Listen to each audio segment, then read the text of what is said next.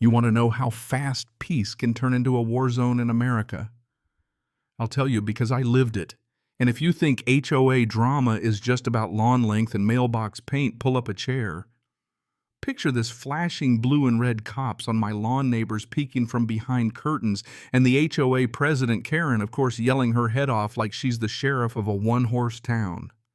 And in the middle of all that mess, my wife standing cool as a mountain lake, not even blinking. The moment that deputy asked, "Ma'am, is this your property?" I saw it all click for Karen. She'd bet the farm on catching us out, and now she was watching her plan unravel. But before I get ahead of myself, let me back up a sec.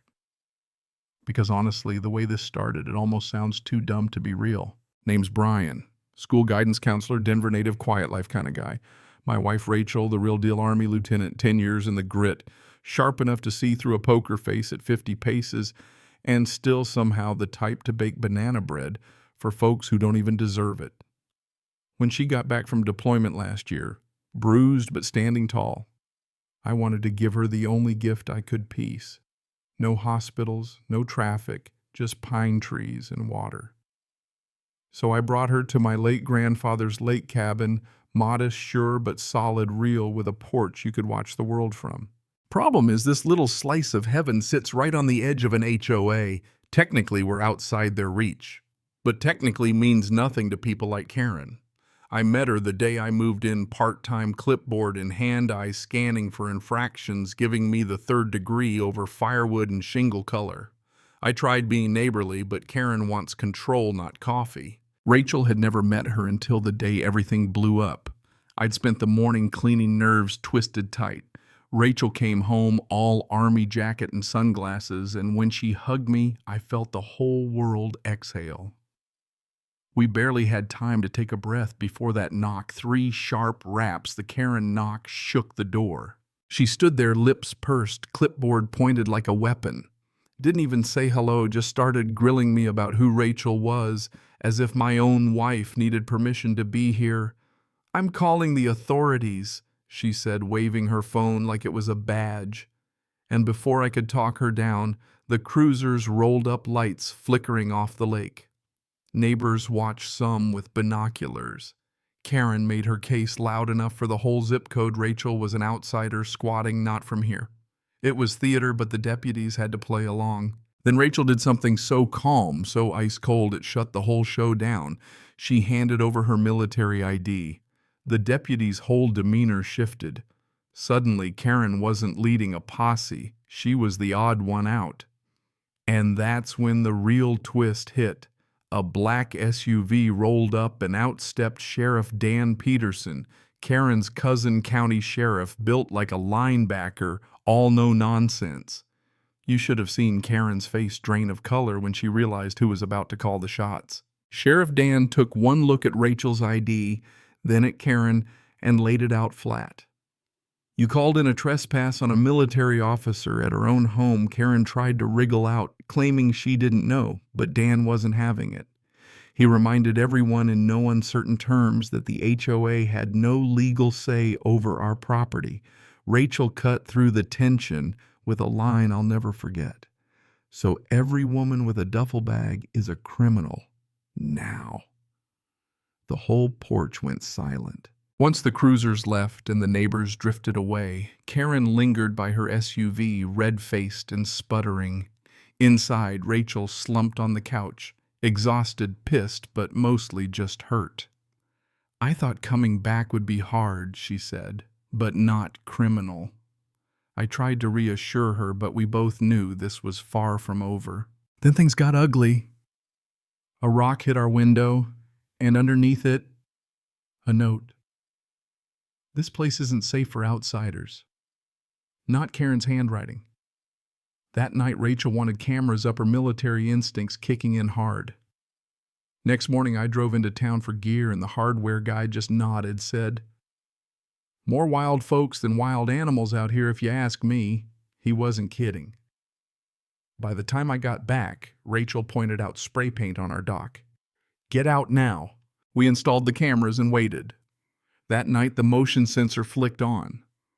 On the footage, a hooded figure looked suspiciously like Karen's teenage grandson, Cody, and before we could process it, a window shattered. Two figures inside Cody, and an older kid, Derek. Rachel locked it down cool as ever, had them both sitting on the floor before Dan rolled up again, all business. "You two better start explaining," he said, and Cody cracked. Karen had told him to scare us off. Derek, it turned out, was just along for the ride. Rachel wasn't mad, she was furious, especially when she realized Karen would use her own grandson as a pawn. We decided it was time to go on offense.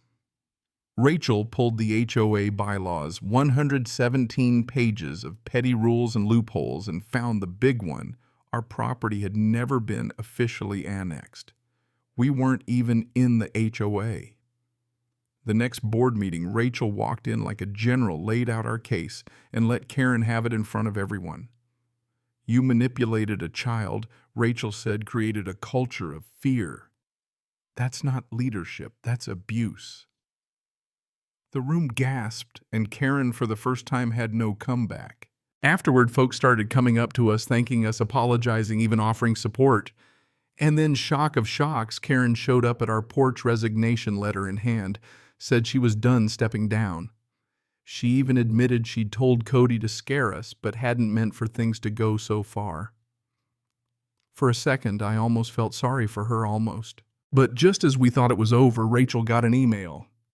No subject, no name, just a picture of us on our porch taken from the woods with a chilling message: "You may have won the battle, but the war isn't over." It was a new kind of threat, and Rachel's military instincts told her it was personal. We set more cameras, reinforced the doors, but it escalated: notes taped to windows, power cut, the works. Rachel finally revealed she'd been stalked before by a man named Colin Bray, a patient from her field hospital days, who blamed her for his own misfortune, sent threats for years. Now he'd found us. With Sheriff Dan's help, we set a trap. Rachel alone on the dock at Sunset cameras, rolling, Dan waiting just out of sight. Sure enough, Colin showed gasoline in hand. Rachel called him by name. He tried to light the dock, but Dan tackled him before he got the chance. The weeks of fear ended with Colin cuffed and taken away. But the real victory, it wasn't just about us. Rachel pushed for a community vote petition to dissolve the HOA entirely. Turns out years of quiet resentment had been simmering under the surface.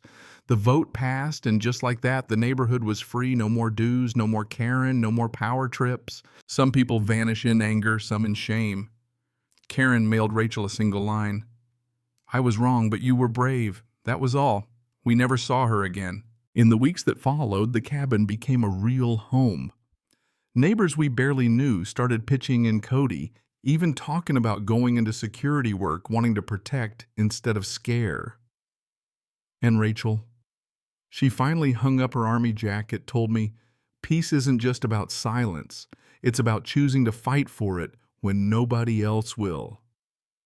I just smiled and told her, "Now let's fish, garden, and live. And this time, if someone wants to call the cops on us for that, well, they'll have to get past the whole dang lake." Now, before you scroll on, let me ask, what would you have done? Was Karen a monster or just broken by the system she tried to run? Does community mean rules, or does it mean having each other's backs? Even when things get ugly, drop your thoughts below, right or wrong. Let's hear how you'd handle it. Because sometimes the real story is what comes after the storm.